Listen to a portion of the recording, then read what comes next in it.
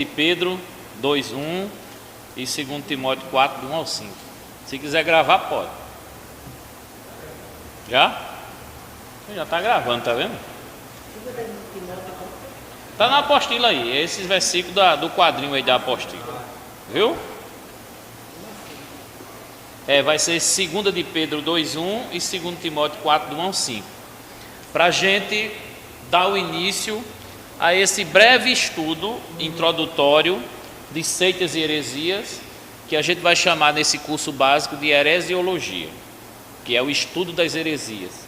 E a gente vai aprender hoje a diferença de heresia e seita, de seita e religião, de religião e igreja, e de heresia e doutrina. É bom que a gente fique alerta em relação a isso.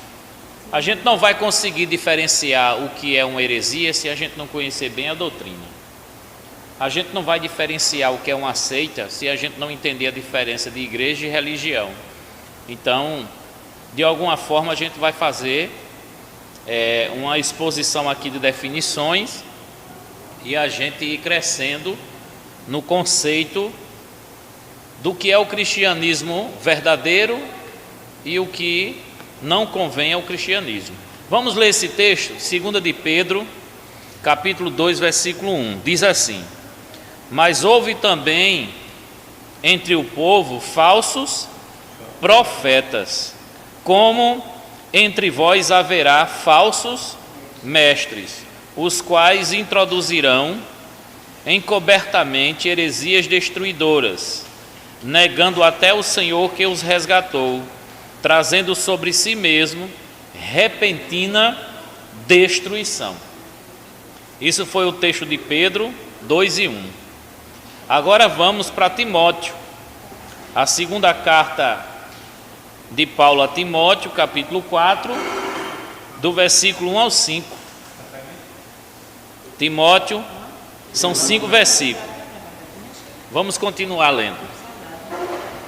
Conjuro-te diante de Deus e de Cristo Jesus, que há de julgar os vivos e os mortos, pela sua vinda e pelo seu reino, prega a palavra. A tempo e fora de tempo, admoesta, repreende, exorta com toda longanimidade e ensino, porque virá tempo em que não suportarão a sã doutrina, mas tendo grande desejo de ouvir coisas agradáveis, ajuntarão para si mestres segundo os seus próprios desejos, e não só desviarão os ouvidos da verdade, mas se voltarão às fábulas. Tu, porém, sê sóbrio em tudo, sofre as aflições, faze a obra de um evangelista e cumpre o teu ministério. Então o foco aí, na verdade, é manter a pessoa na verdade e denunciar a mentira. É manter no que é verdadeiro e denunciar o que é o falso. Então, logicamente, que cada um de nós devemos prestar atenção a algumas coisas que Pedro está falando e que Paulo está falando a Timóteo. Ele vai dizer assim: no passado houve falsos profetas, e no meio de vocês também terão falsos mestres. Então vai surgir de igreja em igreja, de casa em casa, de comunidade em comunidade, de sinagoga em sinagoga, pessoas ensinando. Só que são falsos. E esses vão introduzir heresias destruidoras, negando até o Senhor que o resgatou. Então a coisa vai ser tão séria que eles vão dizer que é crente, vão dizer que é povo de Deus, mas vão negar Jesus. Não tem como ser cristão, não tem como morar no céu negando a Jesus. Então vai ser destruidor acreditar no que esses homens ensinam. E o texto é muito claro: trazendo sobre si repentina destruição. Ou seja, essas pessoas que vão ensinar a heresia e essas pessoas que vão acreditar nessa heresia estão indo de encontro a Jesus e à verdade, de tal forma que vão trazer sobre si a consequência, que é uma repentina destruição. Isso aqui foi o alerta de Pedro, que depois no capítulo 3 ele vai falar do fim dos tempos e vai dizer que o Senhor não retarda a sua vinda. E aí no capítulo 4 de Timóteo, que é a sequência, Paulo vai dizer que aquele que há de julgar os vivos e os mortos, ele virá trazer o seu reino, e até que ele venha devemos fazer uma coisa: não podemos deixar de fazer isso, prega a palavra. É tempo de pregar? Não é tempo de pregar? Não adianta, prega em tempo e prega em fora de tempo. Se vocês se reúnem no domingo, pregue no domingo, mas também pregue na segunda, mas também pregue na terça, na quarta, na quinta, todos os dias, sempre que houver oportunidade, insista. Esse insta aqui é insista. E ele vai dizer: admoesta, repreende, exorta. Então a palavra, ela edifica, ela consola, sim. Ela alimenta a gente, sim. Mas ele está dizendo, olha, não esqueça de admoestar, de repreender e exortar. Essas palavras estão ligadas à questão de corrigir, de instruir. E aí ele vai dizer que tem que ser com longanimidade e doutrina, ou seja, ensino. E aí virá tempo em que não suportarão a sua doutrina. Então vai chegar o tempo em que você vai querer ensinar a verdade, você vai querer mostrar a verdade, mas não vão querer mais. É como se tivesse um fastio da verdade, tivesse querendo uma novidade, uma coisa diferente, porque essa palavra antiga, essa mesmice de repetir a mesma coisa, de falar a mesma coisa, vai chegar um tempo em que alguém não vai ter organismo para digerir mais isso. A semente está sendo plantada na terra, mas a terra não aguenta mais a semente. Entende a ilustração aqui?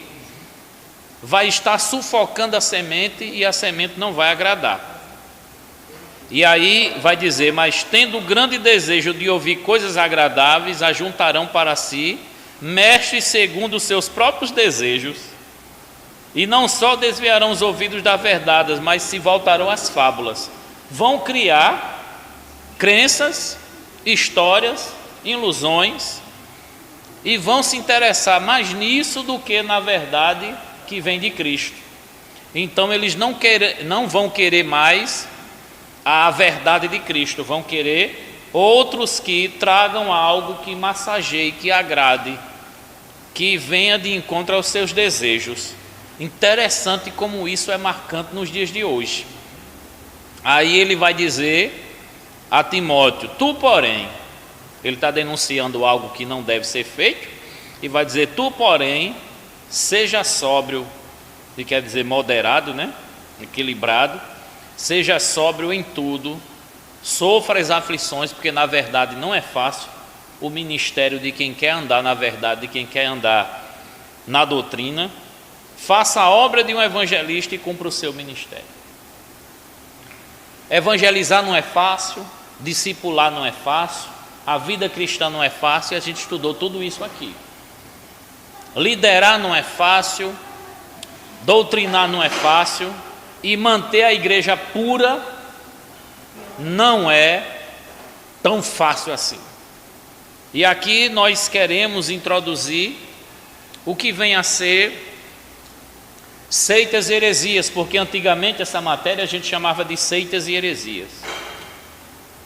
E em alguns lugares é chamado de religiões comparadas, porque além de falar das seitas cristãs, vão falar também das religiões não cristãs. Então, rapidinho, para a gente entender a diferença de heresia e seita, na Bíblia, quando aparece a palavra heresia, quando a palavra seita aparece, vem da mesma palavra grega, secta, ou haireses. Essas palavras, elas estão ligadas a um grupo de pessoas, como se fosse um partido no meio cristão. Vai aparecer lá naquele texto da ceia de Coríntios, dizendo: e nisto, porém, que eu vos escrevo, não vos louvo, porque vos reunis para o pior e não para o melhor, porque eu fui informado de que há partido entre vós, e em parte eu creio. E aí no meio da ceia, o pessoal está reunido para comer, tem uns que comem rápido e não sobra para ninguém, tem uns que bebem mais e se embriaga, e aí o apóstolo vai colocar em ordem isso lá em Corinto. E tinha aqueles grupinhos que não se reuniam os outros, estavam reunidos para comunhão, mas havia uns partidos, uns grupos, que ele vai chamar de, no grego vai chamar de heresias. Então, às vezes a palavra heresia é colocado no sentido de um grupo separado no meio daqueles que vinham acreditando de um jeito só e de repente criaram um grupo. Essa palavra ela foi pegando forma diferente, pelo menos aqui no Ocidente ela vem do latim, e quando chega para nós, a palavra seita chega num sentido e a palavra heresia chega no outro. Heresia é a distorção da verdade.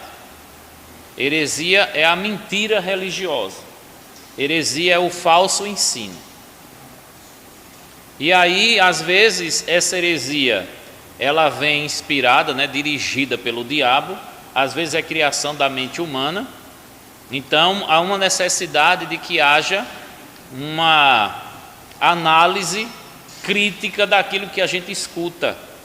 Porque nem tudo que vem de um microfone, ou nem tudo que é exposto a partir de uma Bíblia aberta, a gente vai engolir. Então tem muita contagem da carochinha dentro das igrejas. Por isso que no meio do cristianismo surgiram outros cristãos que não andam e não acreditam como a gente faz, como a gente prega aqui.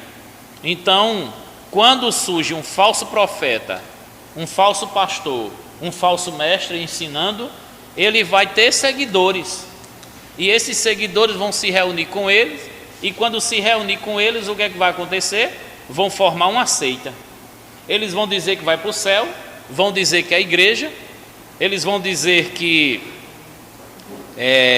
são os donos da verdade, alguns vão até dar a paz do Senhor para a gente, mas eles estão formando agora um novo conceito, estão formando agora uma base diferenciada daquilo que é a base da doutrina dos profetas e dos apóstolos, e de repente o que é que vai acontecer? Eles agora estão criando um novo movimento, uma nova forma de ver, uma nova visão da Bíblia, de Jesus, do céu, do inferno. E alguns deles têm uma característica muito ponto. Como a gente vai identificar uma seita? Como nós vamos identificar uma heresia? Então, a seita é o grupo, a heresia é o ensino distorcido. Ficou fácil aí? Os irmãos que chegaram agora, A seita, quando a gente diz assim, olha, ali é uma seita, aquele grupo ali é uma seita religiosa, está se referindo a um grupo que está seguindo um caminho errado. É um cristianismo falso. É um grupo que se dividiu do cristianismo verdadeiro. E a gente vai conhecer algumas seitas aqui nessa apostila que nós vamos tratar durante todo esse mês. E a heresia é quando você está falando algo distorcido, embora pareça estar na Bíblia, mas não é o que a Bíblia ensina. E tem muito cristão que cai nessa. Tem gente que diz, está na Bíblia isso? Pode até estar, mas não é o que a Bíblia ensina. Está na Bíblia a frase, Deus não existe, está na Bíblia essa frase, mas não é o que a Bíblia ensina. A Bíblia ensina lá em Salmos, diz o nécio no seu coração, não há Deus. Então a frase está lá, Deus não existe, mas o que a Bíblia está ensinando é que quem pensa nisso é tolo, é nécio, é insensato, porque nécio quer dizer tolo. Então é tolice acreditar que Deus não existe. A Bíblia apresenta várias mentiras? Apresenta, só que não incentiva você a acreditar, apresenta as mentiras para você não crer. Então está na Bíblia muitas falhas, muitos erros dos outros, para que a gente não venha copiar e sim fugir disso. Está na Bíblia não significa dizer que a Bíblia ensina. Está na Bíblia que um homem pegou uma vara, tocou no mar e se abriu. Mas a Bíblia está ensinando a gente a fazer isso lá na praia? Não está. Está na Bíblia não significa a Bíblia ensina. Não é? Está na Bíblia que um homem pegou umas raposas, amarrou uma na outra e depois juntou com fogo e tocou fogo na seara dos inimigos. Mas a Bíblia ensina a gente a fazer isso? Não, mas isso está na Bíblia. Está na Bíblia que um homem, ele pegou a queixada de um jumento e matou 1000 pessoas. Não está na Bíblia? Tá. Está na Bíblia também que um grupo de pessoas começou a trocar umas trombetas, a rodear um muro, e o muro caiu. Mas a Bíblia está dizendo para a gente fazer isso? Não está. Está na Bíblia que tem gente que jejuou 40 dias, mas a Bíblia está mandando a gente jejuar 40 dias? Então, está na Bíblia não significa que a Bíblia ensina. Dá para alcançar o que eu estou falando? Agora, a gente precisa identificar o que a Bíblia está ensinando por trás daquilo que está registrado. É diferente ou não é? Então, existe muita informação importante na Bíblia que nós vamos tirar dali lições. Só que a lição não é a gente que inventa ela está lá no texto. O autor, quando escreveu aquilo, Moisés, quando escreveu Gênesis, Êxodo, Levítico, Número, Deuteronômio, tinha um propósito. Então, quando a gente lê versículos isolados, a gente cai muito no erro de estar tirando o texto dentro do seu contexto, do propósito do livro. Hoje, nós temos poucos leitores da Bíblia.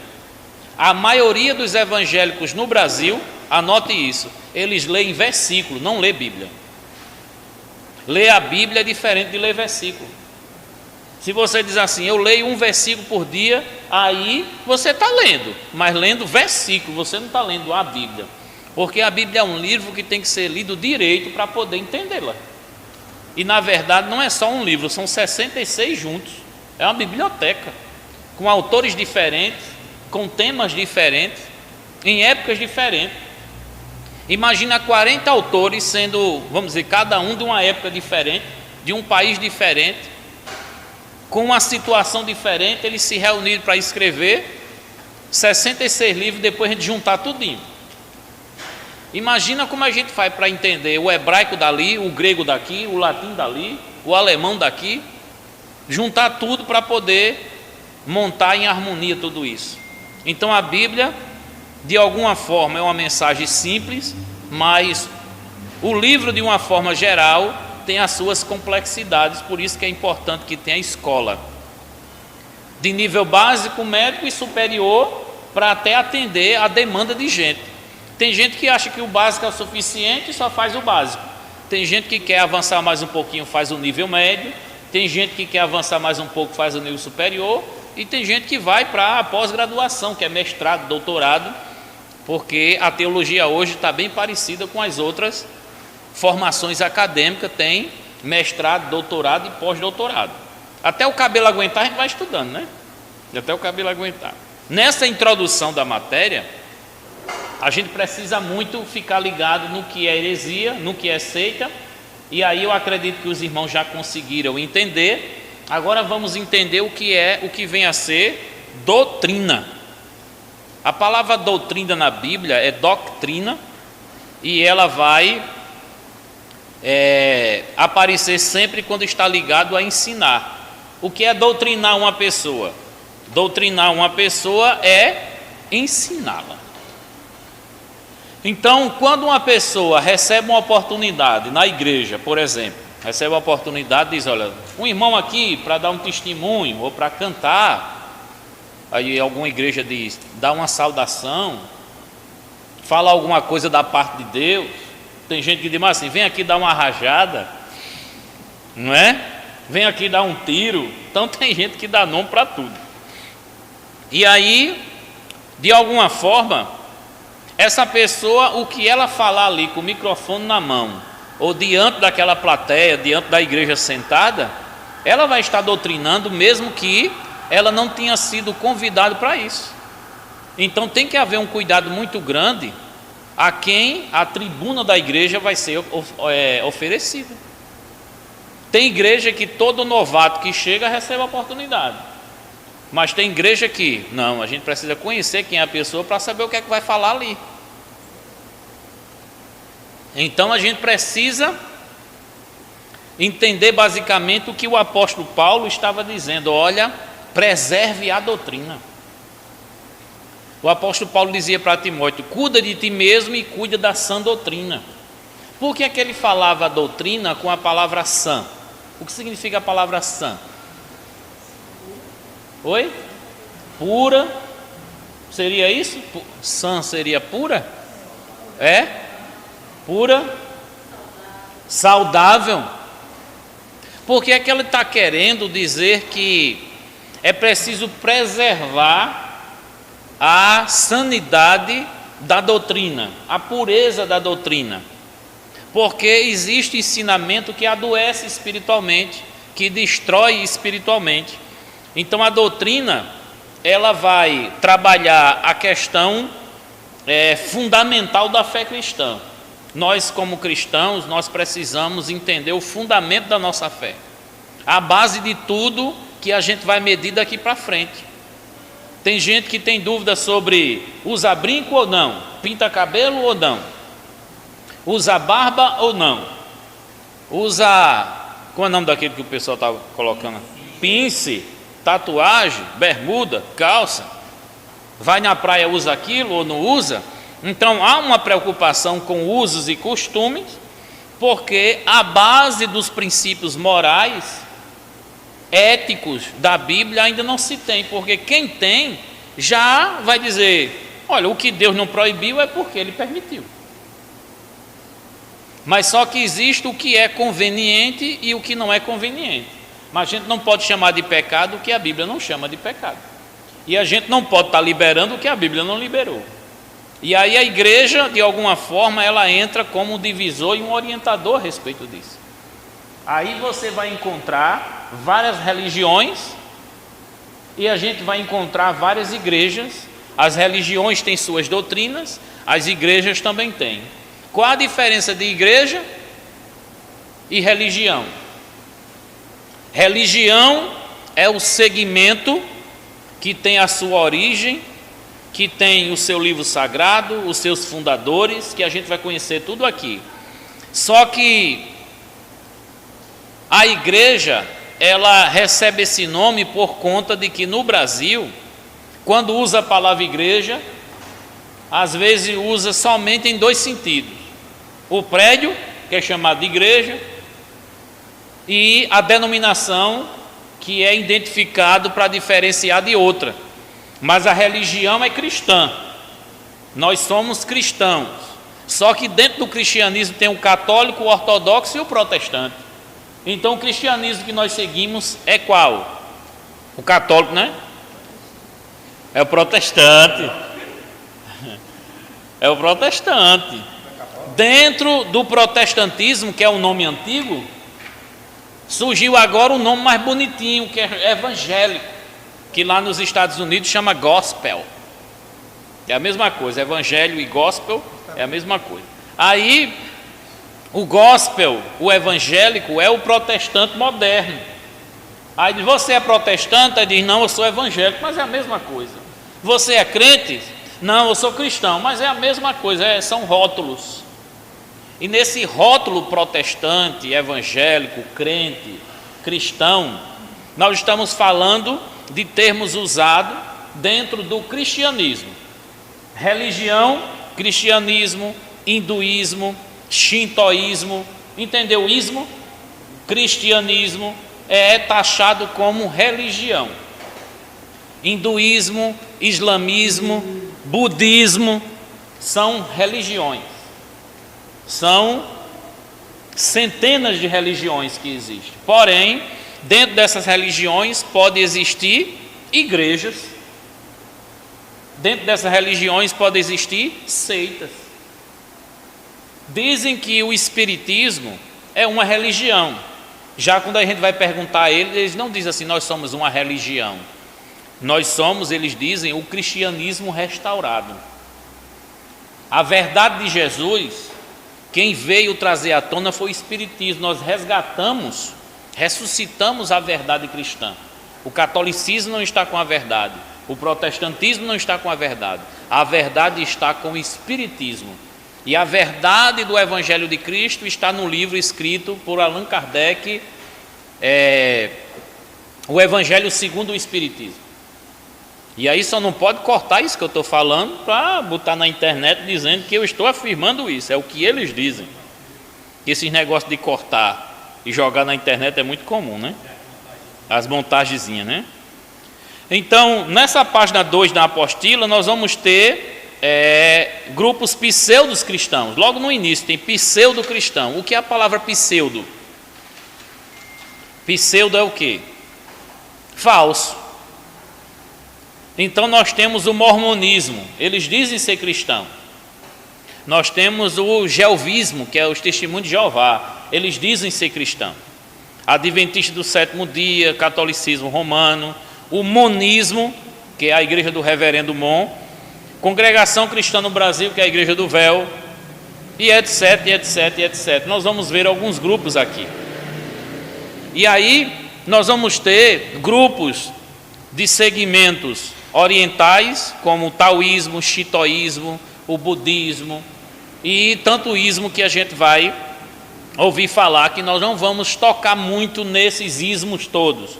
Nós vamos focar muito assim nas religiões, ou melhor, nos segmentos advindo do cristianismo, porque essas religiões antigas que tem lá na China, na Índia, no Japão, no Oriente, a que mais influencia nós aqui é o islamismo, porque os muçulmanos estão propagando o islamismo e a doutrina de Maomé no mundo todo. E a gente vai encontrar aqui pastores deixando as igrejas para se tornar muçulmano. Então há uma necessidade de a gente conhecer bem sobre isso. Missionários que vão daqui para o Brasil, lá para a Ásia, para a África e para a Europa, eles vão se deparar com o islamismo, porque está totalmente infectada essas regiões pelo islamismo. Então outras religiões a gente não vai trabalhar. A gente vai trabalhar aqui o cristianismo falso e verdadeiro e o islamismo, e como a gente trabalhar a respeito disso.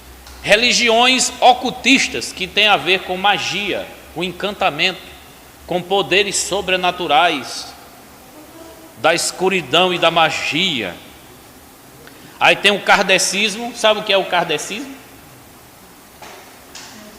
É o espiritismo. Aí chamam de kardecismo porque ele foi o codificador do espiritismo, né? Legião da Boa Vontade é um grupo social que tem crença espírita, que é chamada LBV. Aí tem a Umbanda, Quimbanda, o Candomblé, Nova Era, que é um sistema filosófico que tem percorrido já desde a década de 90 o mundo todo, a partir dos Estados Unidos. E tem também aqueles grupos secretos, que tem um pouco de religião, mas eles não querem dizer que é religião. A maçonaria, eles dizem que é um grupo de homens com uma reunião social com o objetivo de ajudar o próximo. E a teosofia já é uma mistura aí de credos, um sincretismo, mas eles acham que é mais filosófico do que religioso. E aí, se a gente não considerar religião, igreja, doutrina, seitas e heresias, não diferenciar esses termos, o pessoal vão estar dizendo por aí: rapaz, é igreja demais, é tudo querendo dinheiro, é tudo falso profeta, é tudo isso. Então generaliza dizendo que todas as igrejas são religiões diferentes. Na verdade, igreja faz parte do cristianismo. Agora, dentro do cristianismo tem o falso e o verdadeiro. Por isso que é bom a gente estudar as heresias, as seitas, para a gente poder comparar. Eu vou dar um exemplo muito prático aqui. Quando você pega uma nota, um troco ou um pagamento, você confere se aquela nota é falsa? Ou você já pega, coloca no bolso e sai, passa a roleta, você entra no carro, sobe na moto, vai embora a pé e deixa para conferir, quem sabe, no final do ano. Então nós temos esse costume de pegar o valor, não é? E não fazer aquele testezinho dos 5 sinais que tem na nota, que é uma coisa para proteger o cidadão, porque existem falsificadores. Falsificadores. Tem gente agora que vai ficar preocupada. E agora, Jesus? O dinheiro de ontem e de antes de ontem. Eu nem conferi. Então já tem um sinalzinho aí de nota falsa, que é aquela que quando explode o caixa eletrônico, o que é que acontece com a nota? Fica manchada, né? Fica manchada. E aí, alguém vai dizer que estava com mercúrio na mão, ou estava pintando a unha, e aí sujou um pouquinho, mas não é nota, não é falsa não, ou corrompida não. Mas, do mesmo jeito que a gente não tem esse cuidado de conferir, como o pessoal do caixa, na lotérica e no banco é obrigado a fazer, a gente tem que esperar eles fazerem o teste e colocar a nota na ordem lá, para depois liberar a gente. A gente não faz isso quando a gente escuta uma pregação, quando a gente escuta uma música, a gente só chama de louvor e pronto. Mas a gente vai ter uma matéria aqui que vocês vão vigiar mais quando usar a palavra louvor e adoração. Se quiser eu já boto no próximo mês, mas geralmente é a última que eu coloco. Mas louvor e adoração, hoje em dia, tem doutrinado mais as igrejas do que as próprias pregações. Porque você escuta aquela coisa repetida, toda semana, você grava. A criança grava, o adolescente grava, o seu vizinho grava. Aí você vai dizer, eu estou evangelizando meu vizinho que eu boto os louvores em casa. Você pensa que está evangelizando, você está fazendo de uma forma positiva, sem maldade nenhuma. Mas quando você pega a letra daquela música que você está chamando de louvor e começa a analisar cada estrofe, o que é que essa letra está dizendo, e você compara com o que Jesus mandou ensinar e mandou pregar, Jesus ele deixou um conteúdo para os que são de fora, o nome disso é evangelizar, e deixou um conteúdo para os que são de dentro. Como é o nome disso? Os que são de dentro. Discipular. Então a gente discipula os de dentro e a gente evangeliza os de fora. Acredite se quiser, não me chame de chato, mas tem muito evangelho que precisa ser evangelizado ainda.